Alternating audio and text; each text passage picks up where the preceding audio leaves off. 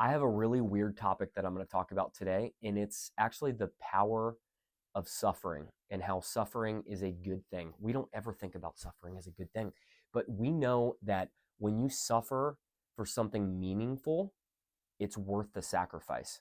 And so I'm just going to give you a couple examples of that. I mean, as a Bible believing Christian, I first think of obviously Jesus' suffering ended up being meaningful and it was really impactful to the world, the most impactful suffering that you could have. But I think about my personal life, it's suffering to sacrifice. I got up this morning and my hamstring's a little wonky because I'm getting old, but I ran and got on the treadmill for an hour and 15 minutes. That wasn't fun, but I know that that suffering will produce what? It will produce health. It'll make sure that I control my diet. It'll make sure that I maybe one day will see my abs again.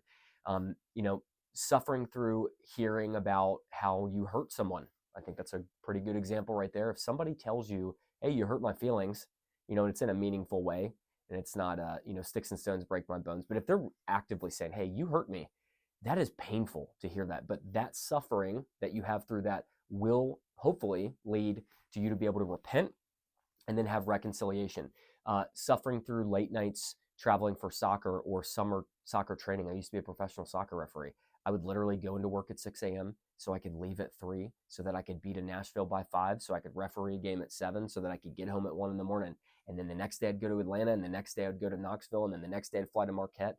And all those things, it was suffering, but it was for a greater good. It was for achieving the dream that I wanted to achieve. I mean, there was the late nights in the beginning of my career, and even sometimes now, where there is a piece of that that's suffering, but you are suffering in order to create a legacy or to create a business and build a business that is based on you being able to work hard and sacrifice for others. So don't think of suffering with negative connotation. Think of it as an opportunity to sacrifice for something meaningful.